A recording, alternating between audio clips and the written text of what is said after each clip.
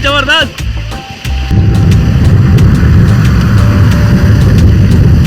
ढाबे पे रुके हुए हैं और हम लोग स्नोफॉल का मजा ले रहे हैं।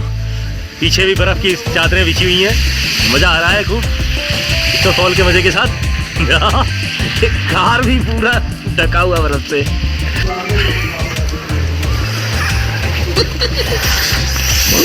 ध्यान से खड़े होना, ध्यान से। ये बूट आपका स्लिप करेगा इस पे, क्योंकि बर्फ है ना, और पे स्लिप कर जाता है।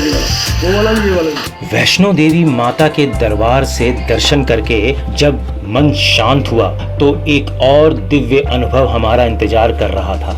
हमने तय किया कि अब चलें पटनी टॉप की ओर, एक ऐसी जगह जहां प्रकृति खुद पूजा करती है और बर्फ बस दिल को छू जाती है। जैसे जैसे हम पटनी टॉप की ओर बढ़ रहे थे, हवा ठंडी होती जा रही थी और चारों ओर पहाड़ों पर बर्फ की सफ़ेद चादर बिछी हुई थी। रास्ते में एक मोड़ आया और जैसे ही हमने आगे देखा, हरियाली गायब थी। अब हर तरफ थी सिर्फ बर्फ ही बर्फ। ऐसा लग रहा था जैसे किसी स्वर्ग लोक में प्रवेश कर रहे हों। पटनी टॉप पहुंचते ही मन जैसा रुक गया। चारों तरफ बर्फ जमी थी, पाइन के पेड़ बर्फ से लदे हुए थे। बर्फ इतनी ज़्यादा थी कि पांव जमीन तक पहुंच ही नहीं पा रहे थे। हर कोने मंत्र मुग्ध कर देने वाला था। जैसे जैसे हम आगे बढ़ते, वो दृश्य दिल में बसते जा रहे थे। इस जगह की खूबसूरती को शब्दों में बांधना आसान नहीं था। कभी ऊपर से गिरती बर्फ, कभी ठंडी हवा का हल्का झोंका और कभी एकदम सन्नाटा। ऐसा अनुभव जिसे सिर्फ महसूस किया जा सकता है।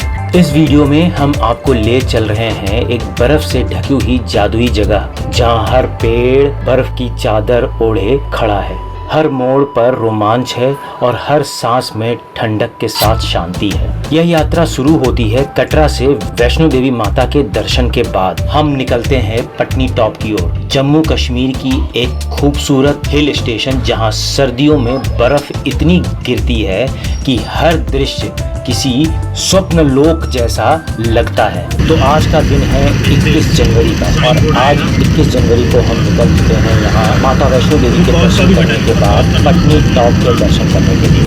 हम लोगों ने सुबह सुबह टैक्सी करी। पटनी टॉप जाने के लिए आपको टैक्सी 2000 से 2500 रुपये तक में मिल जाती है। तो सफ़र की जैसी ही स्टार्ट हुई, काफ़ी अच्छी स्मूथ सड़क देखने को मिली। इस वीडियो में हम ये भी आपको बताएंगे कि रास्ते में किस किस जगह पे कैसी कैसी सड़कें मिली हमें। तो स्टार्टिंग में तो हमें सड़कें काफ़ी स्मूथ और अच्छी मिली और मौसम सुबह का काफ़ी ज़्यादा सुहावना था। पटनी टॉप के दर्शन से पहले हम 20 तारीख को माता वैष्णो देवी के दर्शन करके शाम को उतरे थे और हमने कटरा में ही होटल लिया। कटरा में होटल लेने के बाद हम सुबह सुबह उठे और टैक्सी करी। होटल के ही बंदे से हमने बात करी टैक्सी की, उसी ने हमारे लिए टैक्सी अरेंज कर दी और टैक्सी में बैठ के हम निकल गए सुबह सुबह पटनी टॉप के लिए। तो सुबह सुबह भीनी भीनी सी बारिश हो रही थी। कई लोग कह रहे थे कि पटनी टॉप में भी बारिश और बर्फ़बारी हो रही है। तो हमारा पटनी टॉप जाने का मेन मकसद भी यही था कि हम वहां जाके गिरते हुए बर्फ़ का नज़ारा ले सकें। मन में जय माता के जयकारे लगाने के बाद ये इच्छा उमड़ रही थी कि बस बर्फ़ देखने को मिल जाए।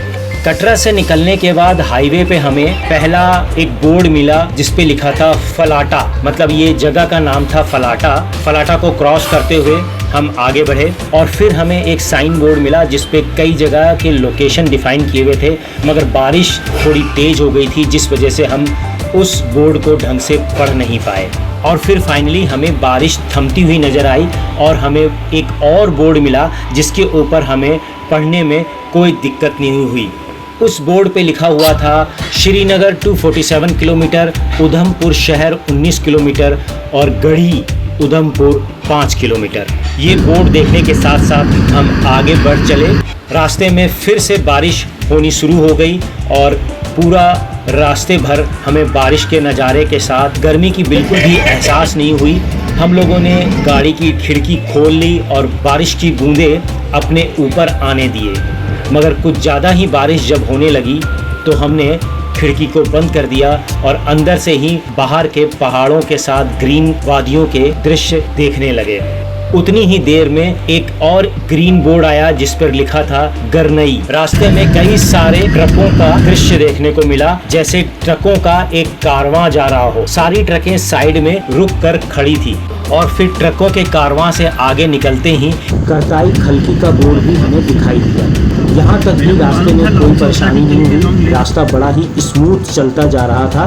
अगर आप बाइक से आए या फिर कार से आए, चलते ही चलते हम पहुँच गए उधमपुर रेलवे स्टेशन, जो कि हमारे दाएं हाथ पे था। मगर हमें उधमपुर रेलवे स्टेशन तो जाना नहीं था, तो हम कार में बैठे ही रेलवे स्टेशन को बाय कहा और सीधे निकल गए। उधमपुर रेलवे स्टेशन से थोड़ा आगे बढ़ने पे हमें दिखा कि कई रोडों पे कंस्ट्रक्शन चल रहा था, रोड के चौड़े होने का काम चल रहा था। तो इस वजह से यहाँ पर थोड़े रोड हमें ख़राब मिलने शुरू हो गए और साथ ही साथ हमें ऊंची ऊंची पहाड़ियाँ भी दिखनी शुरू हो गई, जिसका नज़ारा देखते ही बनता था। चारों तरफ पहाड़ों के ऊपर बिल्कुल धुंध छाई हुई थी, जैसा लग रहा था कि ऊपर खूब जोरदार बारिश हो रही है। ड्राइवर से बात करने पे पता चला कि ऊपर बारिश नहीं बल्कि स्नोफॉल हो रहा है, और ये सुनते ही मन बिल्कुल प्रफुल्लित हो उठा कि हमें भी ऊपर जाके स्नोफॉल देखने का मौका मिलेगा। उधमपुर से दो रास्ते मिलते हैं, जहाँ पर आने वालों के लिए और जाने वालों के लिए दो रास्ते कटे हुए हैं। तो आपको जाते वक्त और आते वक्त किसी भी तरह की कोई दिक्कत नहीं आने वाली है और काफ़ी चौड़ी चौड़ी सड़कें हैं। रोड पे कंस्ट्रक्शन चलने की वजह से बड़े बड़े बुलडोजर्स का आना लगातार बना ही रहता है। इस वजह से आपको गाड़ी थोड़ी धीरे चलानी पड़ सकती है।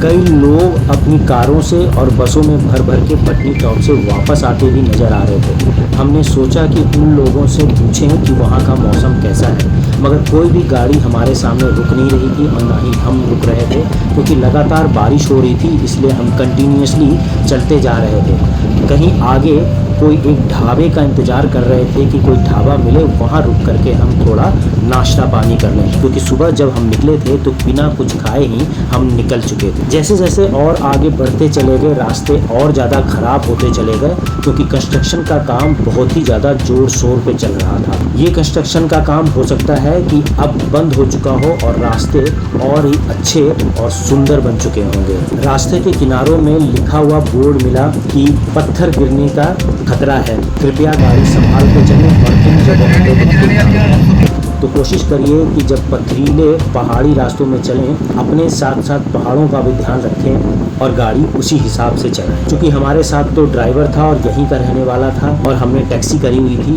तो इनको आइडिया होता है कि किस तरह से पहाड़ों पे गाड़ी चलाना होता है।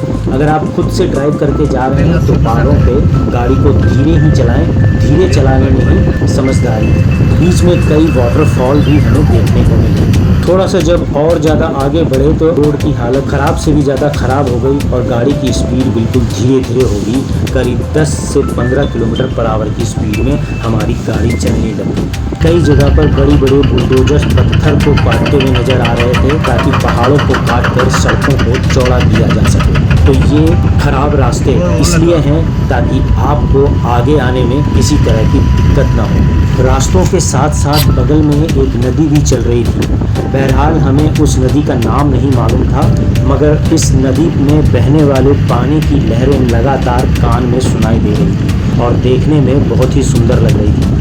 फिर फाइनली हम एक जगह पे रुके ढाबे पर, क्योंकि हमें सुबह से भूख लगी हुई थी, और फिर वहाँ पर रुक करके हमने कुछ कॉफ़ी और चाय पिए, कुछ नाश्ता किया, साथ में अगल बगल के दृश्य के फ़ोटो खींचे और वहाँ ऊपर आसमान में घने बादलों का सीन देख करके हमें बहुत ही अच्छा लग रहा था कि ऊपर हमें बर्फ़ देखने को मिली। चाय नाश्ता ख़त्म हुआ और फिर हम चल पड़े अपने पटनी टॉप के आगे के रास्ते पर।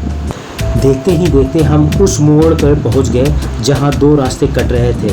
एक रास्ता सीधे श्रीनगर के लिए जा रहा था और दूसरा रास्ता दाएं तरफ पटनी टॉप के लिए। और इस मोड़ पे हमें एक बोर्ड मिला और जिस बोर्ड पे लिखा हुआ था श्रीनगर और बनिहाल के लिए सीधे निकल जाएं और चैनैनी के लिए राइट हैंड पर मुड़ जाएं।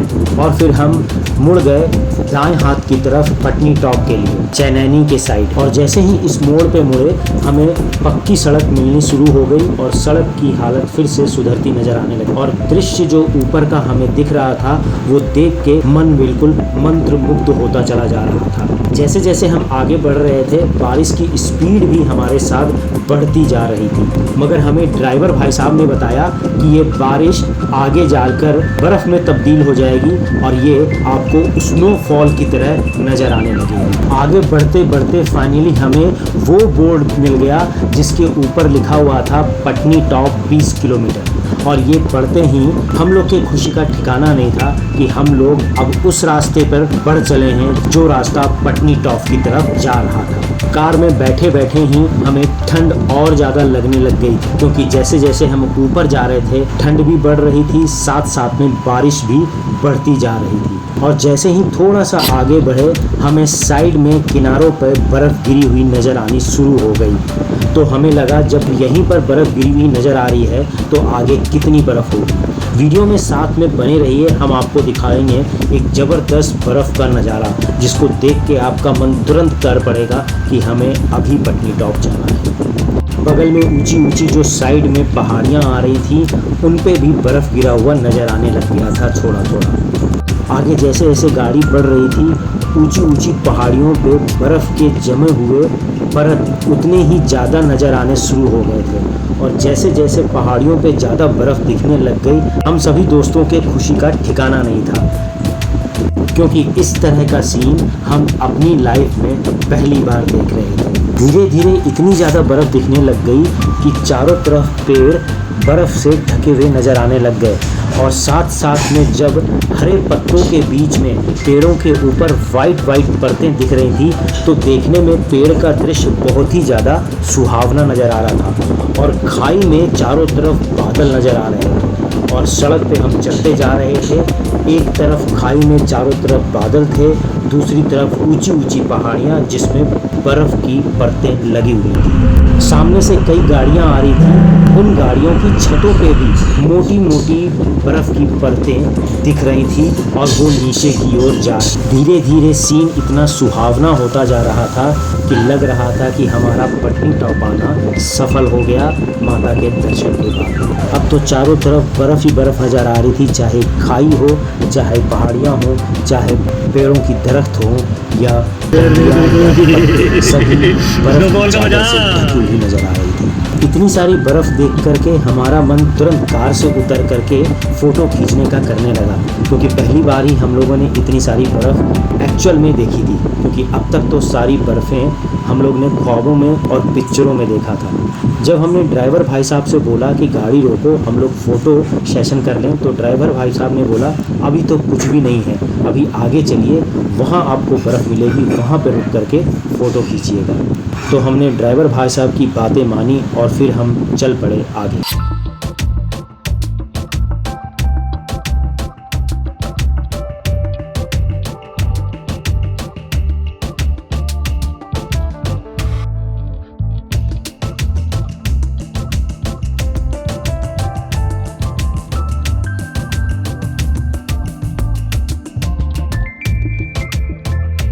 और फिर हम पहुँचे एक होटल के पास जिसका नाम था प्रेम होटल। वो लेके फिर ले लो, मजा लेंगे तो ले लो यहाँ से।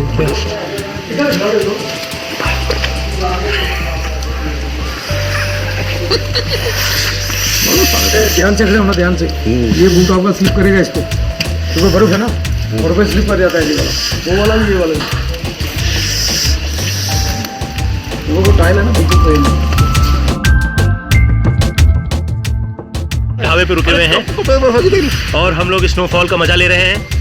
पीछे भी बर्फ की चादरें बिछी हुई हैं, मजा आ रहा है खूब स्नोफॉल के मजे के साथ। कार भी पूरा ढका हुआ बर्फ से।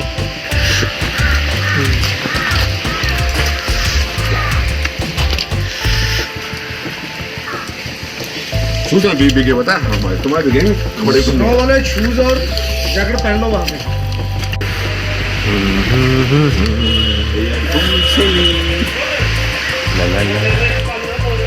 चली फोटो। चलो चलो चल भाई। अरे अरे यार ये क्या डिजाइन का आगे मत फॉलो बटन कर दिया, ये ठंड के मौसम में निहाल कर दिया। बर्फ में मजे ले लिए। ड्रेस बदलते हुए हम लोग ठंड की ड्रेस मजे लेंगे भाई साहब। इस होटल में पहुंचकर हम लोगों ने अपने लिए गर्म कपड़े लिए, बर्फ़ में चलने वाले जूते लिए, ग्लव्स लिए, क्योंकि आगे और भी ज़्यादा बर्फ़ मिलने वाली थी। ये है बर्फ के नज़ारे। हमने पूरी तरह से ड्रेस पैक कर लिया अपने आप को, ये देखिए ऊपर से नीचे तक पूरा पैक है हम। और अगर हम लोग यहाँ से गर्म कपड़े नहीं लेते और साथ में जूते नहीं लेते तो बर्फ़ में चलना मुश्किल हो जाता और हमारे पहने हुए जूते गीले हो जाते। यहाँ पर हमने जूते और कपड़े रेंट पे लिए। आप प्रति व्यक्ति 300 से 400 रुपये मान के चलें गर्म कोट और जूतों का खर्चा, जो कि रेंट पे आप लेंगे दिन भर के लिए। तो यहाँ पर भी हम लोग ने रुक करके थोड़ा फोटो सेशन किया और देखा कि यहाँ पर जितनी भी कारें खड़ी थी सारी की सारी बर्फ़ से ढक चुकी थी। तो जैसा कि आपको नज़र आ ही रहा है कि होटल का नाम प्रेम फूड पॉइंट था, जहाँ पर कि हमें गर्म कपड़े, रेंट पे जूते वगैरह भी आप ले सकते हैं आगे पटनी टॉप में बर्फ़ में चलने के लिए। हो सकता है आगे और भी कई पॉइंट आएँ जहाँ से कि आप रेंट पे कपड़े और जूते ले सकते हैं, मगर हम लोगों ने यहीं से जूते और गर्म कोट लेना सही समझा। हाँ, तो उधर जाने की क्या जरूरत पड़ी है, सेम ही चीज़ होती होगी और क्या। मजा ही आ रहा। तो सभी ने अपने अपने साइज का गर्म कोट और जूते रेंट पे ले लिए। क्या हो गया, क्या हो गया, क्या करें ऊपर?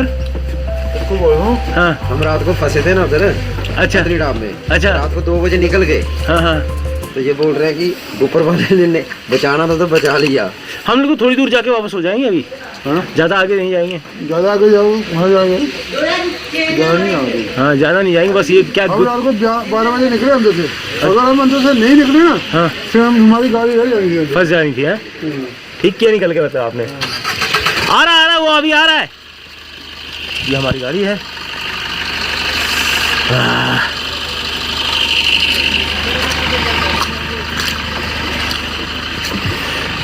खोलो भैया खोलो थोड़ा। पूरा मजा है भाई साहब ठंडी मौसम का, बहुत अच्छा लग रहा है, मजा आ रहा है, बिल्कुल पूरा आनंद आ रहा है इस बर्फ की। और हम सब तैयार हो गए आगे बढ़ने के लिए। हम जो जूते पहन के आए थे उनको निकाल करके गाड़ी की डिग्गी में डाल दिया और यहाँ से हमने पहन लिए बर्फ़ वाले जूते। यहाँ पे होटल पे रुकने पे पता चला कि हम लोग पटनी टॉप तक नहीं जा पाएंगे क्योंकि बर्फ़ बहुत ही ज़्यादा आगे बढ़ती जा रही थी। स्नोफॉल की स्पीड बढ़ने की वजह से आगे का रास्ता जाम हो चुका था और कई गाड़ियाँ लगी हुई थी रास्ते पर से बर्फ़ हटाने के लिए। हम लोग को ये सुन के बड़ी ही ज़्यादा निराशा हुई, मगर उन्होंने बोला कि आपको हम वहाँ तक लेके जाएंगे जहाँ पर आप पटनी टॉप की तरह हम लोग बहुत बढ़िया से घूम रहे हैं, मजा पूरा आनंद उठा सकते हैं। तो हम लोगों ने ड्राइवर भाई साहब की बात मानी और चल पड़े और आगे, मगर पटनी टॉप नहीं, उससे पहले हम लोगों ने इसलिए भी जाना सही नहीं समझा क्योंकि शाम की हमारी रिटर्न की ट्रेन थी। अगर मान लिया हम लोग पटनी टॉप चले भी जाते और अगर वहाँ बर्फ़ में फंस जाते तो हमारी ट्रेन शाम को छूट जाती। और फिर हम लोगों ने यह डिसाइड किया कि हमारी गाड़ी जहाँ तक आगे जाएगी वहाँ तक हम जाएंगे आगे, जहाँ से जाना बंद हो जाएगी वहाँ पर रुक करके सारे नज़ारे का आनंद उठाएं। जैसे ही हमने गर्म कपड़े पहन करके जूते पहन करके आगे बढ़े, हमें बर्फ़ के और भयानक नज़ारे देखने को मिल रहे थे। चारों तरफ जैसे लग रहा था कि बर्फ़ की चादर बिछी हुई है। यहाँ पर रोड बहुत ही स्मूथ थी और साथ में चारों तरफ इतनी ज़्यादा बर्फ़ की नज़ारे देखने को मिल रही थी कि कैमरा हमें बंद करने का मन ही नहीं कर रहा था और लगातार हम उसको रिकॉर्ड करते जा रहे थे आपके लिए। वीडियो काफ़ी लंबी होती जा रही थी तो हमने सोचा बाकी आगे का व्यू हम नेक्स्ट वीडियो में आपके लिए लेकर आएंगे। और नेक्स्ट वीडियो आप देखना बिल्कुल भूलें क्योंकि ये जो फ़ोटोज़ वगैरह आप देख रहे हैं वो आगे आने वाले वीडियोज़ की है, तो आप ज़रूर देखें और पटनी टॉप का सुनहरा नज़ारा ज़रूर लें। मिलते हैं नेक्स्ट वीडियो में, तब तक के लिए बाय बाय। वीडियो अगर पसंद आई हो तो इसे लाइक कर लें, मेरे चैनल को सब्सक्राइब ज़रूर कर लें।